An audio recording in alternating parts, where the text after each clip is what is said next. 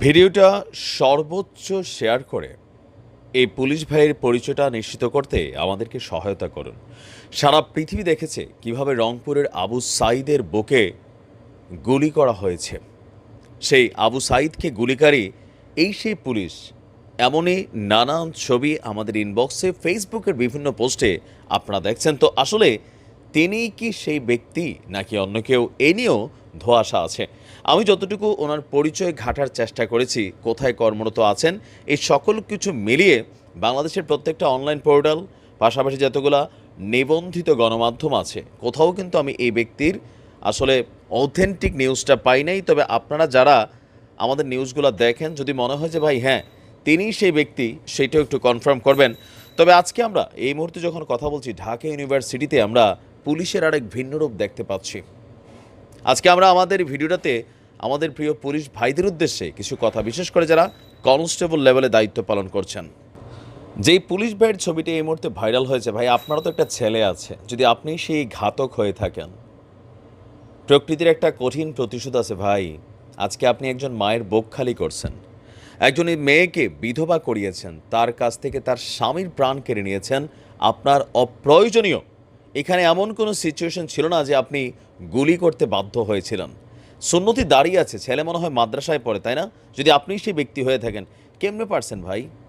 এটা মনে রাখেন, এই দুনিয়ার জমিনেই আল্লাহ আপনার বুক খালি করবে, অথবা আপনার স্ত্রীর কাছ থেকে তার বুক খালি করে আপনাকে কায়রা নেবে। কারণ এটা প্রকৃতির একটা জিনিস আছে। আপনি যেহেতু একটু আমলধারী মানুষ মনে হয়েছে দেখে আউটলুকিংয়ে, আসলে ভেতরে যদি ইমানের জজবা থাকতো আপনি নিশ্চয়ই বিষয়টা বুঝতেন। দেখেন, পেশাগত দায়িত্ব পালনে কনস্টেবল লেভেলে, এএসআই লেভেলে, এসআই লেভেলে আমাদের পরিবার থেকেই 99.99% বিজিবির সাধারণ সৈনিক বলেন, সেনাবাহিনীর সাধারণ সৈনিক বলেন, আনসারদের কথা বলেন, তারা কিন্তু সব আমাদের ফ্যামিলিগুলো থেকে বিলংস করে।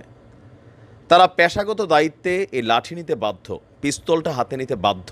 কিন্তু এই বুলেটটা কি আপনি চালাবেন নাকি চালাবেন না, ডিপেন্ড করে সেলফ ডিফেন্সে। তো ওই ছেলেটা কি এমন ক্ষতি করছিল আপনার, যে একটা ছেলের বুকে আপনি গুলি চালিয়ে দিলেন? আপনি কি মনে করেন না যে এগুলোর বিচার কোনো একদিন হয়তো এই বাংলার জমিনে হবে, অথবা হাসরের ময়দানে হবে? আজকে সারা বাংলাদেশে আমাদের পুলিশরা ছাত্রদের মুখোমুখি হচ্ছে। বিভিন্ন জায়গায় আমরা দেখছি অতি উৎসাহী কিছু পুলিশ আছে যারা কোটাভিত্তিক সম্ভবত নিয়োগপ্রাপ্ত, অথবা অবৈধভাবে ঘুষ টুস দিয়া নিয়োগপ্রাপ্ত, যারা অনেকে বড় বড় সাহেব হইতে চায়। সাধারণ ছাত্রছাত্রীদেরকে যেখানে ধমকে কাজ চলে, সেখানে লাঠিচার্জ করা হচ্ছে, লাথি দেওয়া হচ্ছে।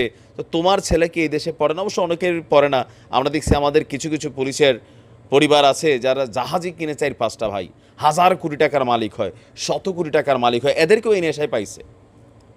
নয়তো একজন পুলিশ যিনি আমাদের মতনই মানুষ, ভিতরে একটা হৃদয় আছে, পেশাগত দায়িত্বে পালনের জন্য আপনার হাতে হয়তো পিস্তল আছে, লাঠি আছে, ফাইন, আপনি আইনশৃঙ্খলা ব্যালেন্স করবে, কিন্তু গুলি চালানো, এটা তো ভাই আসলে কোন সিচুয়েশনে হচ্ছে? মানে আপনি কি পারপাস সার্ভ করতে চাচ্ছেন? এটা মনে রাখেন, ছাত্রদের এই আন্দোলনটা আগামী দিনে আপনার সন্তানের জন্য।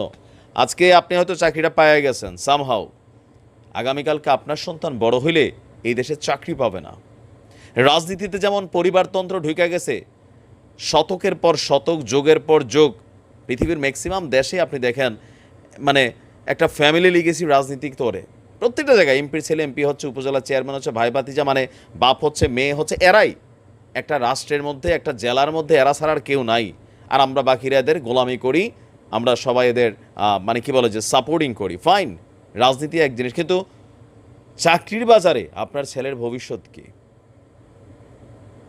এই আন্দোলনটা যদিও এটাকে নানান খাতে এখন প্রবাহিতের চেষ্টা আমরাও দেখছি, সাধারণ শিক্ষার্থীদের ভিড়ে কিছু আলগা শিক্ষার্থী ঢুকে গেছে। আমি বারবারই বলি যে সাধারণ শিক্ষার্থীদের ভিড়ে যখন আলগা শিক্ষার্থীরা ঢুকবে, এরা এমন এমন ঘটনা ঘটাবে যেটাতে আন্দোলনটা বন্ধ হবে, অথবা একটা সহিংস পরিস্থিতি তৈরি করতে সহযোগিতা করবে। যেমন পুলিশের গাড়িতে ভাঙচুর যেটা হয়েছে, সবগুলোকে আমাদের সাধারণ শিক্ষার্থী না, এরা পারপাসলি ঢুকছে।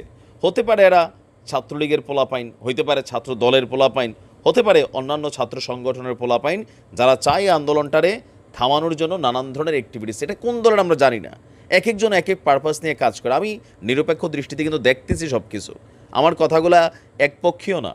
তবে আমরা আমাদের পুলিশ, বিজিবি, সেনাবাহিনী, আনসার যারাই যে এই মুহূর্তে দায়িত্ব পালন করছেন, আপনাদের উদ্দেশ্যে একটাই বলবো, পেশাগত দায়িত্ব আপনি পালন করুন, কিন্তু এই আন্দোলনের লড়াইটা শুধুমাত্র এই ছাত্ররা তার জন্য করছে না, আপনার জন্যও করছে।